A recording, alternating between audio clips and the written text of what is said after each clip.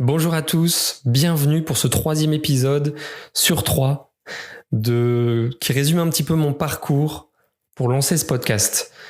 Et aujourd'hui, j'aimerais vous parler de l'échec. Est-ce que vous vous êtes déjà senti bloqué dans une situation, dans un projet, en train de procrastiner, de pas réussir à avancer? Je pense que c'est arrivé à peu près à tout le monde et c'est souvent lié à un manque de motivation, ou alors ça peut être aussi de la peur de l'échec. Et c'était mon cas très clairement. Et donc je vais vous montrer comment vaincre cette peur de l'échec, comment j'en suis arrivé même aujourd'hui à aimer l'échec. Voici la grande question. Pourquoi 98% d'entre nous parcourons notre unique vie sans vivre nos passions ou nos rêves ? Seuls 2% le font et ce n'est ni grâce à la scolarité, l'argent, les parents ou l'intelligence. Ce sont nos habitudes qui nous définissent. Quelles sont les plus efficaces pour devenir ce que j'ai appelé un libre-honneur, un acteur de sa liberté pour choisir sa vie? C'est la question de ce podcast et je vous donne les réponses. Mon nom est Marc-Antoine Richard. Bienvenue dans la tribu des libre-honneurs. Ok, donc retour au début de mon aventure entrepreneuriale en 2014 et ça a duré quelques années. J'étais persuadé qu'une de mes qualités, une de mes grandes qualités, c'était d'être perfectionniste, d'aller voir dans les détails, d'ajouter de la complexité et vraiment d'essayer de rendre à chaque fois une copie parfaite sur ce que j'entreprenais. C'est un exemple avec la première société que j'ai montée. J'ai passé de mémoire peut-être 10-15 jours juste à créer le logo, à le changer, à l'arranger, à créer un logo du départ pour avoir vraiment une sorte de logo qui nous plaise à moi et à mon associé. Ça me paraît fou aujourd'hui. Là, pour contrebalancer l'exemple, aujourd'hui, là, le logo de libre-honneur, j'en ai pris un sur une bande de données gratuite et c'était réglé en une demi-heure et c'était fait, quoi. C'est pas quelque chose qui va être vital pour la suite, donc il faut y passer le moins de temps possible. Mais bon, voilà, à l'époque, ça me paraissait vital de faire ça. Et je voyais tout était comme ça, c'est-à-dire que je voulais proposer un contenu. Donc à l'époque, voilà, c'était déjà toujours le même type de projet. Le but, c'est de proposer du contenu de qualité sur un site internet, sur une thématique qui me plaît.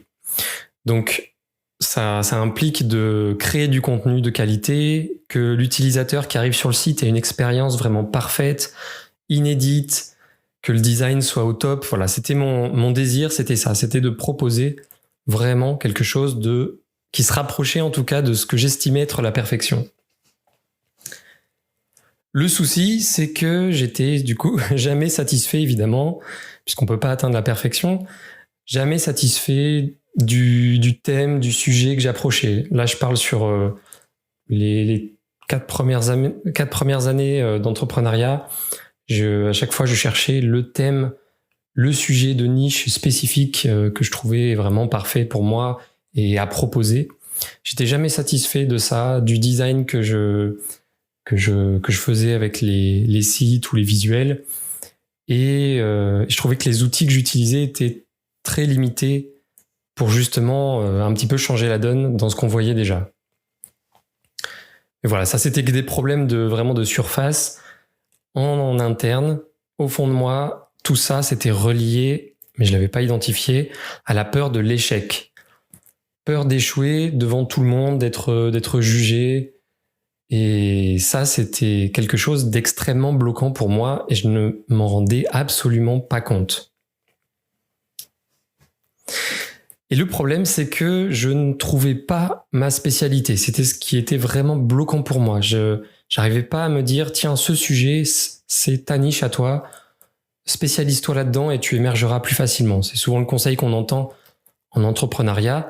Mais moi, il y a énormément de choses qui me plaisent. Et ça a toujours été un souci dans mon parcours, puisque que ce soit dans les études ou dans son travail, notamment dans le domaine scientifique, on aime les spécialistes. Donc ça a toujours été un souci. Et là, c'était la même chose. Je ne trouvais pas le sujet spécifique à aborder. Et du coup, ça me retenait à chaque fois parce que j'ai attendu des années de chercher ou d'avoir l'inspiration à me dire, ça y est, ça c'est ta niche à toi, ta spécialité parfaite. Et vas-y, en prenant ça, tu ne pourras pas échouer. Et ça a duré comme ça des années. Jusqu'à ce qu'un jour, je commence à changer lorsque j'ai vu ou entendu une citation qui disait « La perfection, c'est finalement de l'inaction ». Et j'ai médité ou j'ai réfléchi pas mal à cette citation qui était de Gary Vaynerchuk, je crois, un entrepreneur. Et j'ai trouvé ça a été vraiment une révélation. Je me suis dit, mais c'est vrai, depuis toutes ces années, je réfléchis pour trouver le sujet parfait, mais du coup, je n'agis pas, ou j'agis très peu, et du coup, je stagne, je suis bloqué, à cause d'une peur, la peur de l'échec. Ça, je l'ai identifié petit à petit aussi, mais voilà, ça peut être différentes peurs, mais en tout cas, la perfection, c'est finalement de l'inaction. Et ça, c'est vraiment très important de l'identifier très tôt. Ça peut vraiment faire gagner des années. Du coup, je me suis dit que voilà, j'avais identifié ce problème-là et j'allais du coup passer à l'action sans faire parfait. Et puis, ça m'amènera à un résultat, à avancer dans mon projet. Donc, je me suis dit que j'allais créer un processus d'action que j'aime, faire des actions au quotidien que j'aime et non pas avoir uniquement la réussite, le point final dans la tête. Parce que quand on aime le processus, ce qu'on fait chaque jour, on a envie de le faire, c'est beaucoup plus agréable et on avance, on agit. Donc, du coup, j'aimais beaucoup les vidéos que je voyais sur YouTube, que je trouvais souvent très inspirante en développement personnel ou même sur d'autres sujets. Et j'aimais bien tout ce qui était matériel vidéo, le montage.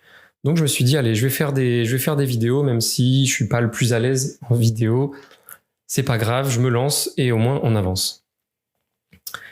Donc c'est ce que j'ai fait. Je me suis mis à produire des vidéos, donc d'avril 2019 jusqu'à octobre 2019. Ça me plaisait beaucoup. Le problème, c'est que produire une vidéo prenait tout mon temps que j'avais attribué au travail de la semaine. Ça me prenait toute la semaine pour produire une vidéo de contenu gratuit sur YouTube. Alors que moi, je voulais aussi proposer plein de contenus de formation pour partager, pour aider les gens sur plein de domaines sur un site web. Et voilà, du coup, finalement, en ayant choisi ce format, j'étais de retour dans le perfectionnisme que j'essayais de combattre. Puisque du coup, je voulais pas faire parfait, mais malgré moi, j'avais choisi un format qui impose quand même un minimum de montage. Et puis je me prenais au jeu, donc j'y passais du temps. Après, je voulais que la vidéo soit dispatchée sous différents formats sur tous les réseaux.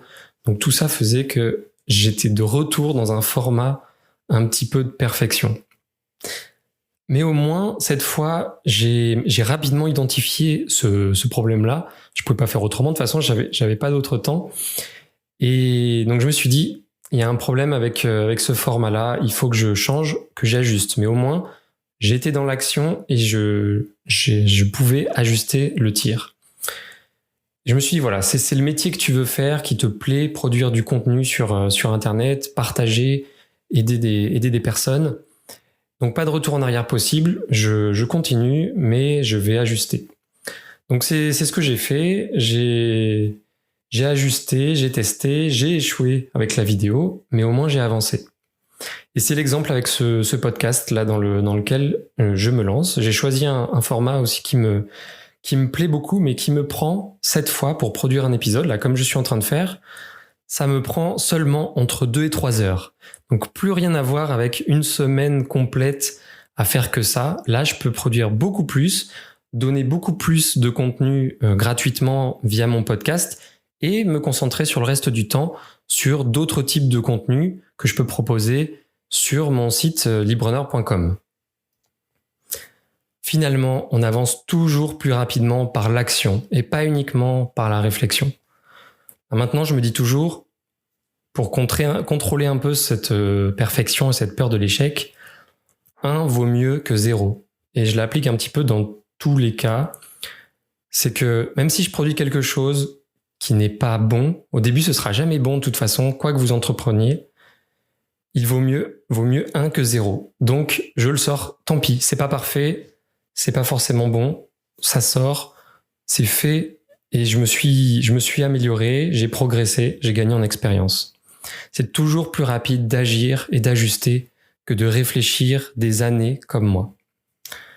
Et voilà, si j'ai un conseil, si vous vous lancez si vous voulez vous lancer dans un projet d'entrepreneuriat ou si vous voulez améliorer votre santé mentale ou physique ou voilà, tout ce qui est projet de ce type-là, c'est toujours beaucoup plus rapide de se faire accompagner par quelqu'un qui est passé par là et qui va vous guider, qui va un petit peu vous obliger à avancer et à contrer vos différents blocages. Et notamment cette peur de l'échec. On avance vraiment toujours beaucoup plus rapidement comme ça. Et donc aujourd'hui, j'en suis arrivé à comprendre que l'échec, finalement, fait partie de la réussite. Sans action, sans échec, on n'arrive pas, ou extrêmement rarement, à se rapprocher de la réussite. Et c'est un biais qu'on a vraiment dans notre société avec les médias actuels, c'est qu'on fait souvent le focus uniquement sur la réussite et sans parler du parcours d'échec par lequel la personne est passée. Et une fois qu'on voit ça, on comprend que la réussite, finalement, ce n'est que la pointe de l'iceberg. C'est impossible de se comparer, c'est vraiment dangereux de se comparer avec quelqu'un qui a réussi parce qu'on n'est pas du tout au même stade. C'est incomparable. Et les exemples, quand on s'y intéresse un peu, les exemples sont juste partout autour de nous. Là, je pense toujours aux mêmes biographies qui m'ont énormément plu, mais vous avez des personnalités comme Elon Musk, Steve Jobs, Jack Ma, Michael Jordan ou même Lionel Messi qui ont parlé un peu de tout ça, de leurs échecs, et on voit leur parcours et on se dit ce qui a été leur force, c'est d'agir et de ne pas s'arrêter à tous ces échecs-là. Il y a une citation de Lionel Messi que j'aime beaucoup qui dit « Je commence tôt et je reste tard, jour après jour, année après année, et il m'a fallu 17 ans et 114 jours pour réussir du jour au lendemain. » C'est une citation qui me plaît beaucoup, qui m'a bien fait rigoler, parce que je trouve qu'elle est vraiment juste, puisqu'il voulait un petit peu contrer les différentes visions qu'on avait dans les médias de lui, comme si c'était un génie, dès sa naissance, c'était un génie du football, et qu'il était devenu excellent du jour au lendemain. Donc c'est vraiment une très bonne citation. Et il y en a une autre que je vais vous partager pour finir, alors qui est soit d'Albert Einstein, soit de Thomas Edison. Moi, je trouve les deux sources sur Internet, donc je sais pas trop. Mais quoi qu'il en soit, la citation est très intéressante et elle dit « Je n'ai pas échoué, j'ai trouvé 10 000 moyens qui ne fonctionnent pas. » Et c'est ça, finalement. Et aujourd'hui, je vois l'échec comme le meilleur des apprentissages. Et du coup, je le vois positivement et j'ai totalement vaincu cette peur de l'échec. Maintenant, j'ai juste envie d'avancer, d'échouer le plus vite possible pour atteindre la réussite dans mon projet. Et j'échouerai 10 000 fois s'il le faut. Si vous souhaitez découvrir et mettre en place des habitudes adaptées à votre profil pour atteindre la vie de vos rêves, rendez-vous sur libreneur.com pour démarrer gratuitement votre première quête. Vous serez immergé dans une histoire avec ses apprentissages, ses défis et ses récompenses. À tout de suite!